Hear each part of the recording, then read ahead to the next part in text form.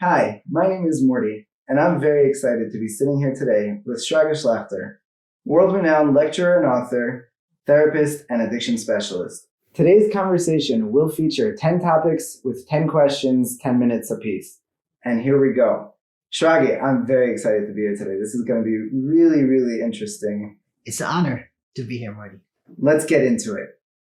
What is the most important feeling for a person to have? Well, the most important feeling is security.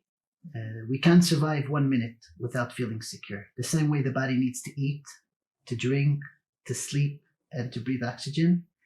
And we can't survive without it. That's why in our emotional world, feeling secure is why we wake up in the morning, why we go to work, why we get married.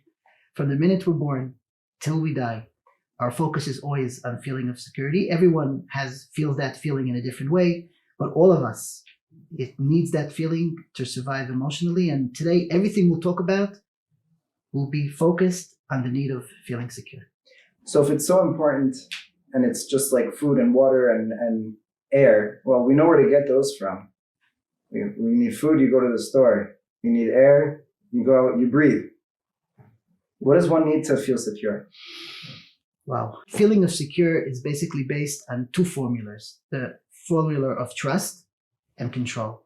Trust means the inner feeling of security that we get as a child. We'll talk about it after. I'm sure there'll be one of the questions, I'm sure, to address this, because it's basically what gives us quality of life. Inner feeling of feeling secure. And when we don't feel that feeling, we're full of fears. We get scared. And to defend ourselves from that feeling of fear, we use aspect of control. So we'll always need to feel secure, and we will always feel secure, or from trust, or from control. It's like a cup that will never be full. It will never be empty. It'll be all with water or with air. Air goes out, water comes in. Trust goes out, control goes in. So I see that trust is very, very important here. So what exactly is it, and how is it created? Yeah, you see, right? Trust is very important. Trust is basically what offers us quality of life. The more trust we have in us, the less fear we feel, the more life is easy for us. So definitely trust is, that's the secret. How do we achieve trust? And the truth is, it goes back all the way to when we're born. A child is born helplessness. He can't help himself.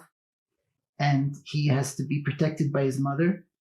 And that feeling of not being able to use control, not being able to defend yourself, and even though you're still feeling in control, it writes in our blueprint that you're secure even though you didn't do anything to defend yourself. I'm secure even though I didn't do an action of control to defend myself. And that stays in our blueprint, that stays in our inner memory. And that feeling goes with us to the rest of our life. Every time the feeling of, if we reach the place that, any place in life, we have that inner feeling, you're secure even though you didn't do something to defend yourself. But this feeling doesn't last all the time. And then fears come inside, and then we have to do actions to defend ourselves. That already has to do with control. So what happens when someone doesn't have this feeling of trust? First of all, it's not what happens when someone doesn't. All of us have control and have trust. No one, their formula of security is full of trust. And most of us, it's not just control, because if it's just control, life is very, very difficult. So places that when we're lacking that feeling of trust, we have fear. Like they say in Hebrew, "Mi she'ma'amin lo mefachid." If we have that feeling of trust, we're not afraid. But we're lacking that feeling of trust, we have fear. And to deal with that fear, we're using aspect of control. And then we have to defend ourselves. And we defend ourselves in anything we do. So what exactly is control, and is it something that's bad? Bad, I don't like looking at things as bad and good. It's just who we are. Control is what we do to defend ourselves from fear. Getting married is act of control. Talking is act of control. Anything we do to feel secure, it's control. Bad or good, it's irrelevant. It's just what we need to feel secure. It's like people ask me if dependency is bad. Dependency is not bad. Dependency is just who we are as human beings. So for sure, if we look at trust as something that we feel without doing anything to defend ourselves, control is exactly the opposite. We feel secure because we're doing something to defend ourselves, or we're preventing us doing, or we're not doing something to prevent ourselves.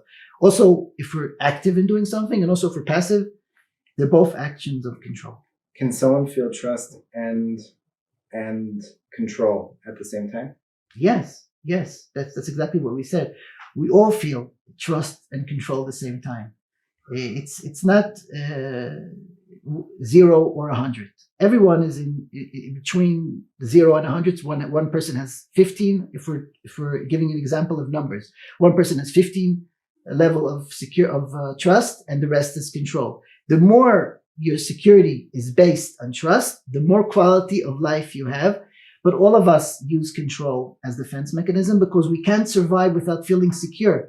And the secure is the 100%. So the security is always, it's together with trust and control. Some has more and some have less. What happens if they come into conflict with each other? Well, that's an interesting question.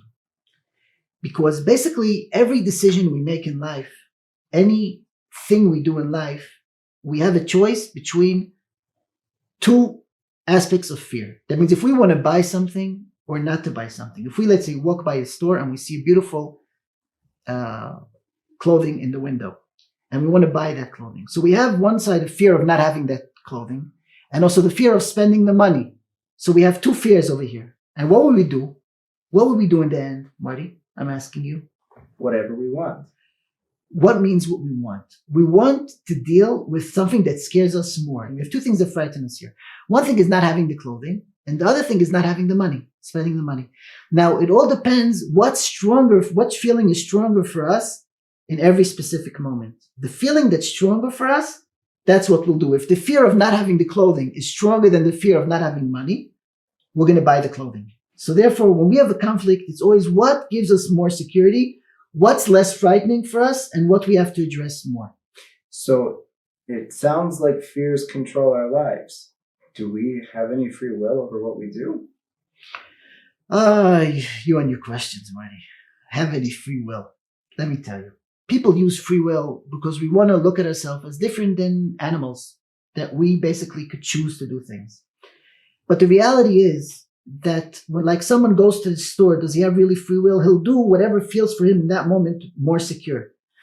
Basically, when we choose to do something in that specific moment, anything we do, it'll just be solving the conflict that we have, the two different aspects of control, and what scares us less. However, let's say a murderer goes to jail and he knows that the killing is bad. But why did he kill? He killed somebody because someone called him names or somebody hurted him. So if he understands that killing is bad, free will is I want to be able not to kill next time. So how does he achieve that? By working on the emotions that made him kill. That means by increasing the inner feeling of security and by decreasing the feeling of fear, that next time when he comes and he approaches this dilemma or these two aspects of to do or not to do, it'll be more secure for him not to kill than to kill. So free will is not specifically in the time that we do something, it's general life work. So like now the next time I go to the supermarket and I pick up a nice steak off the shelf, I'm going to have to decide whether I want to spend the money on it or not. You like steak? Oh, yes. Yeah, well, what do you feel? Do you have free will when you see a steak in the supermarket? It seems now I have a fear of spending the money on the steak and I have a fear of being hungry. And what are you doing then? So it depends on the situation, I guess, right? You tell me. Sometimes you buy the steak. Sometimes I put it back and sometimes I pick it up. That's just what it is. Right. And you know what's interesting about that? That after a lot of times, after you eat the steak, you could say sometimes, why did I buy the steak? Because then you don't have the feelings that you felt, the hunger or the desire for the steak that you felt before you bought the steak. And now I don't have the money anymore. And now you don't have the money anymore. That's right. So I understood before that conflict comes when one feels two different fears at the same time. But what happens when somebody feels fear on the same level, when it's equally as strong? So that's when you feel helpless. That's what helplessness comes into the picture. When someone feels helpless, what's helpless? Helpless is I can't help myself. Meaning I can't use the defense mechanism that I use all the time. What's the defense mechanism? Control. But here there's another control that's exactly in the opposite side. That means if I go to a supermarket and I see a steak, right? The example of the steak. So then I have a fear that not having the steak and I want to buy the steak. But there's another fear of not having the money or what my wife will say when I buy that steak. So the way we deal with the helpless, we try to increase one side of the control. We try to get advice. What should I do? You ask somebody, what should I do? And by them telling you what to do, it gives more weight to one side of the conflict. But if you do that, you don't really help yourself because you don't utilize this window of opportunity to build trust. So every time there's a conflict and every time the fears are equal, you have a golden opportunity to utilize that opportunity with containment and with this helplessness to build the inner trust. Thank you. After that discussion, we can really understand what it means to feel secure in our lives. Join us for our next section on emotions in the next chapter.